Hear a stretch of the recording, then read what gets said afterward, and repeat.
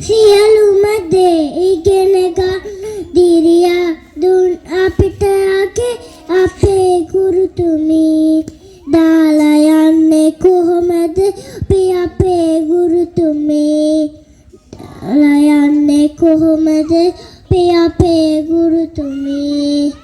අරන් හදලා අකුරු ලියලා හොඳ ළමයෙක් වෙන්න කියලා කරුණාවෙන් ඔබ දන්දු අපේ ගුරුතුමි දාලා යන්නේ කොහොමද අපි අපේ ගුරුතුමි